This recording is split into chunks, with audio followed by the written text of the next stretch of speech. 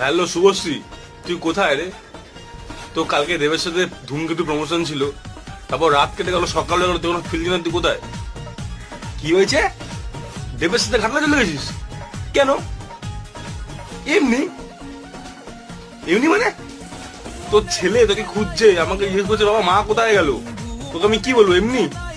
তুই ভুলে যাস না, একটা সিনেমার প্রথম হিরো একটা ডাইরেক্টর হয়, ঠিক আছে?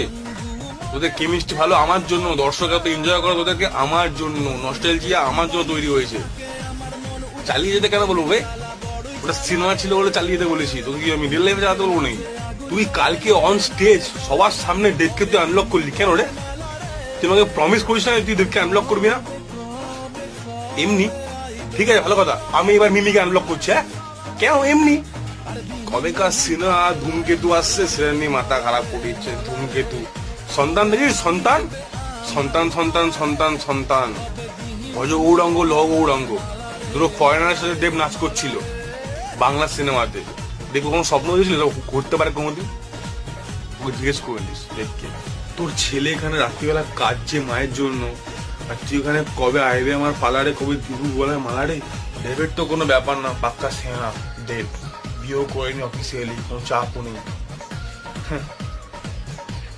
তুই তো একবার ভাবতে পারতি, তোর ছেলের কথাটা তো ভাবতে পারতি একবার।